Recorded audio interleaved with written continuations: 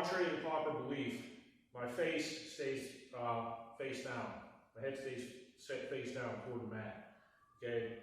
What I'm going to do is I'm just going to take,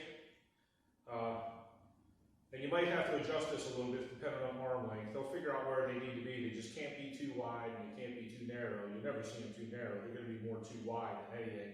Okay? But I'm taking the L of my pointer finger and my thumb on both hands.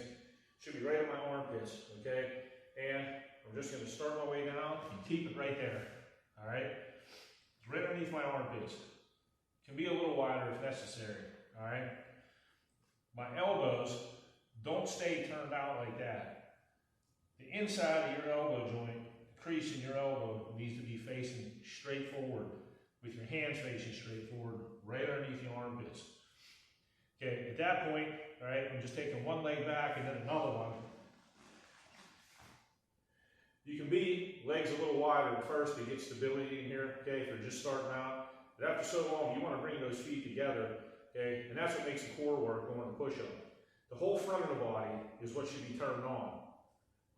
All this muscle, from chest down through the core, and but the back half of your body, your rear end, your hamstrings, calves, everything, lower back, that's turned off, okay? You want to relax those muscles in a push-up, believe it or not. It's everything in the front, okay? So, I'm underneath my armpits, my elbows are turned, the insides of my elbows are turned out. Taking one foot back and another one back. And I don't want to be flat like a board here. I actually want my butt up in the air a little bit, just above level, okay? And if you notice my toe line, all right, I'm back on my toes right now, okay? When I come forward, okay, to make the down part of the repetition, okay, to the mat, I'm arcing a C out over my hands, okay, and my chest should touch out past my fingertips, not straight down. You should see my forearms go straight up and down when I'm down, okay? They should be straight up and down, not bent back, okay? When I go to lower myself, okay, I'm breathing in, and all of my weight transfers to the outside of my hands, from the middle of my finger over. I'm trying to push the mat apart. I'm not letting my hands slide. Okay, I'm just imagining it. Okay, I'm trying to push out on the mat. All right, and I'm drawing my shoulder blades, my lats, my traps, and everything in. Okay, that's what's working the back. But I'm taking that downward rep a little bit slower, just a wee little bit slower than my upstroke. Okay. So I'm where I need to be, elbows out, pointer fingers under my thumbs, butts in the air a little bit, all right? I got the front of my body turned on. And when I go to drop, okay, you're gonna see me come up on the tips of my toes, and you're gonna see my chest arc in like a C. I'm breathing in, back out on the way up. I should be arcing back up to my starting position. This is the same thing as a proper bar path on a barbell bench press. You're just flipped upside, right side up. If you can't respect a basic push-up, okay, your bench presses are most likely going to suck. All right, you're going to have problems with them. There's a huge benefit for learning how to bench press properly, which is not, you know, it's a muscle builder. A bench press is a muscle builder, and it's actually a complicated movement. But it's not the be-all, end-all. You know, in junior high and high school kids, when they're starting to get into barbell work, that should not be the main focus. I'll take push-ups, chin-ups, or whatever in addition to any barbell press I do any day. Okay? So, again, my pointer fingers are right underneath my armpits. The inside of my elbows are turned forward, and my fingers are pointing straight forward. I'm back on the balls of my feet right now. I'm picking my butt up a little bit in the air, and the front of my body, okay, is tensed up a little bit. When I lower, I'm pushing out on my hands. It transfers to this side, the outsides of my hands, and pushes out. And my back is contracted on the way down. my shoulders, my back, my traps, everything. Down, I'm arcing out. When I come back up, the weight transfers to the inside of my hands. My pointer finger and my thumb, like I'm trying to push the mat together, okay? And that's what creates the contraction in my chest, okay? My upper and lower chest, the front of my shoulders, my biceps, okay? And pretty much everything else in the front.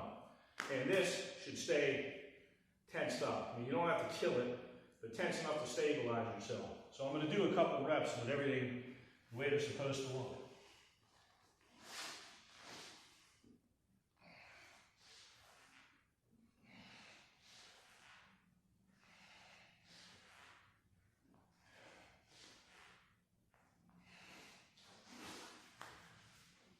And that is a correct basic push-up.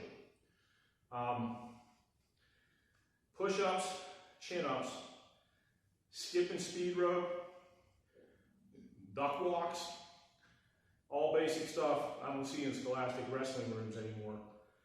And I cannot figure that out. I mean, I'm getting kids to come to me with, you know, they're going to private gyms to lift and whatever, and I mean, that's great, and I'm sure those, you know, they're doing their job and stuff, the gyms are, but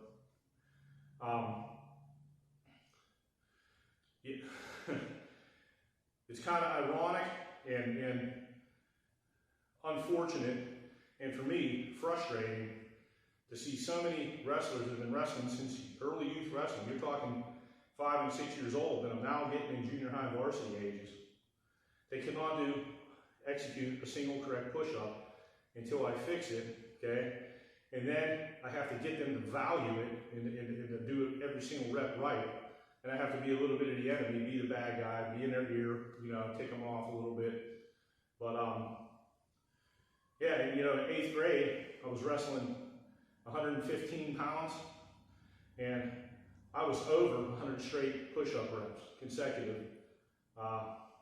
Several of my higher performing teammates were, and that was just a, you know, a given thing.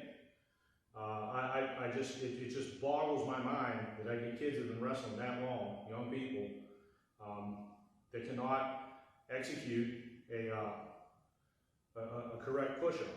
And to get into the higher numbers, the higher rep numbers, a lot of that, does it do so much for building muscle after a certain point? No.